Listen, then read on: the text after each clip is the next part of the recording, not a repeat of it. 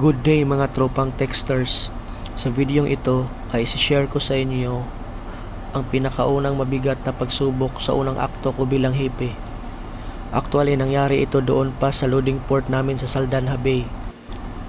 Mga alas 8 ng gabi, nagreklamo yung crane operator na mabagal daw bumira yung jib ng deck crane number 2. Parang di naman kapanipaniwala kasi nagamit pa ito nung discharging namin sa India at wala namang naging problema. Kaya inakyat namin ni Elec yung crane number 2 at ang pinakauna kong tiningnan ay kung paano magmaneho yung crane operator.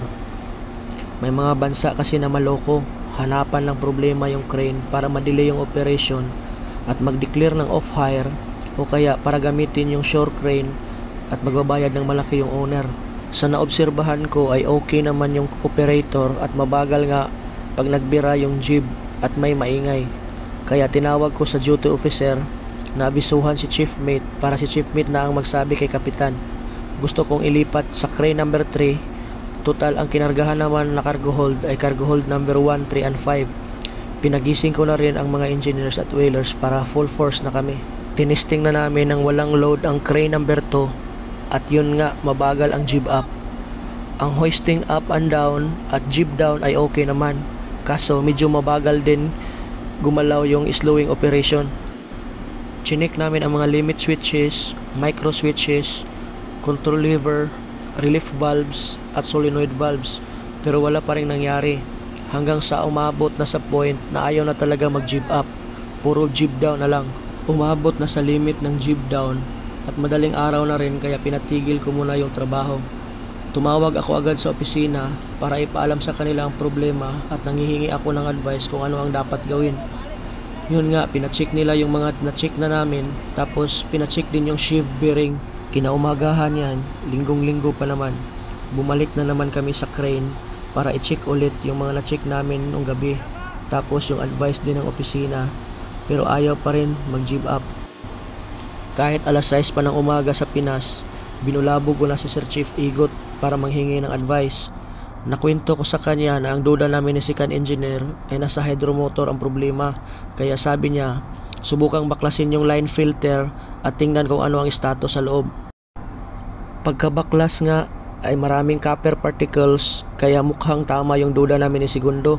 Tumawag agad ako sa opisina na malamang sa hydromotor ang problema, gawa ng maraming copper particles sa loob ng filter. Pina-order nila ako kaagad ng spare para maibigay sa next port kasi gagamitin na naman yung crane. Yun, natahimik na kasi may spare na darating. Tapos bigla akong napaisip na paano pag hindi dun yung problema tapos may spare na dumating.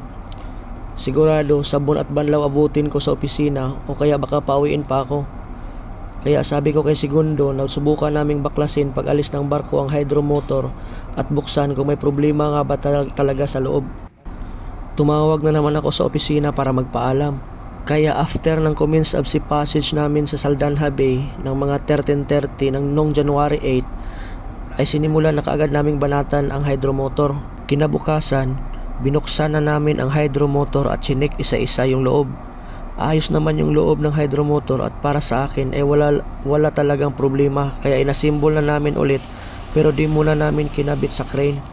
Tumawag na naman ako ulit sa opisina para magpaalam na kunin ko yung hydromotor at counterbalance valve ng crane number 3 at yun ang ilagay sa crane number 2 para ma-confirm kung andun ba talaga ang problema. Yun, pumayag naman sila. Kaya nilipat namin yung hydromotor at counterbalance valve ng crane number 3 doon sa number 2 tapos tinisting na naman kaso ayaw pa rin mag-jib up. Tumawag na naman ako ulit sa opisina para ipakancel ko yung order ko ng hydromotor kasi wala doon yung problema.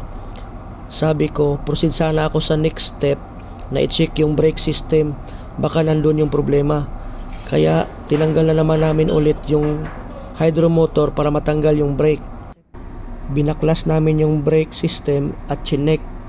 Pinalitan namin yung backup ring at o-ring at nag-manual release kami ng brake kung talagang mag-disengage kapag masuplayan ng hydraulic oil.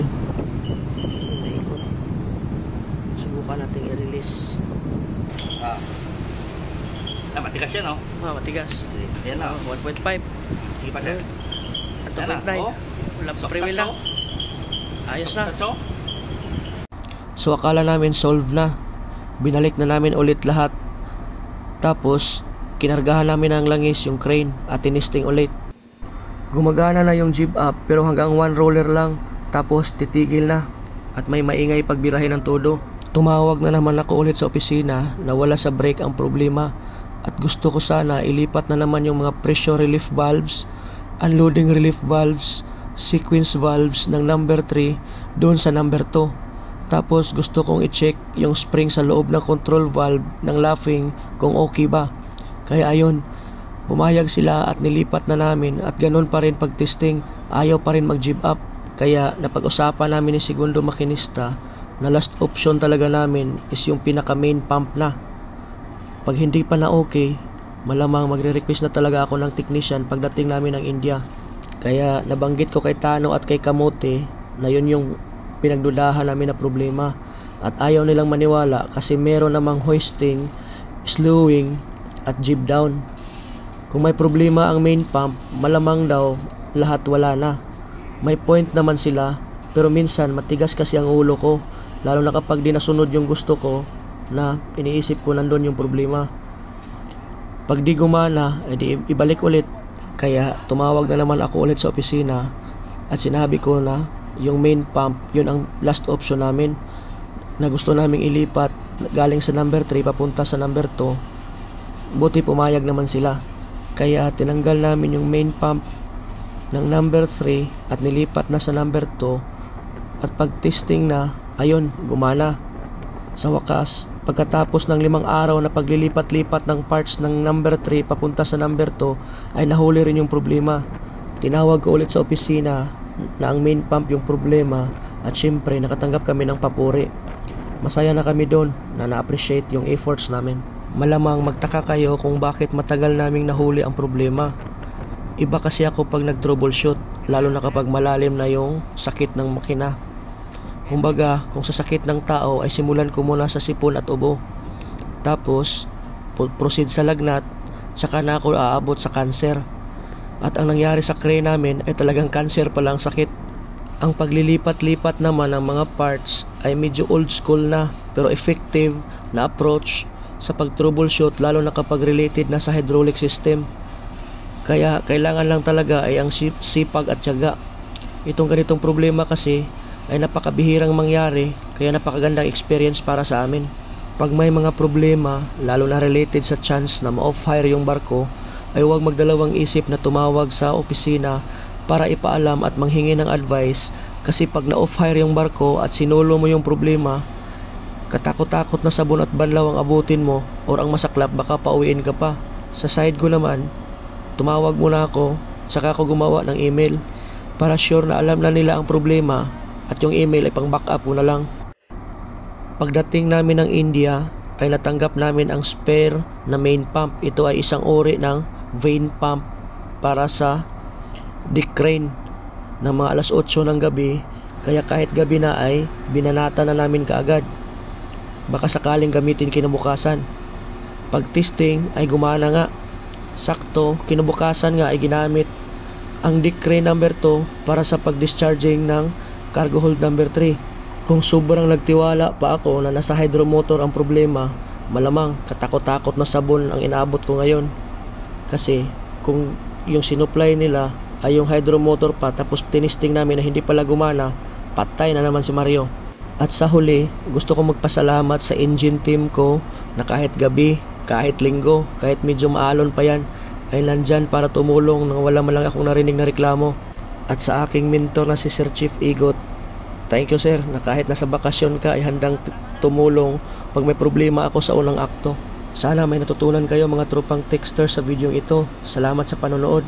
At kung gusto nyo makapanood pa ng mga ganitong klaseng video, huwag kalimutang mag-follow sa aking Facebook account. Salamat!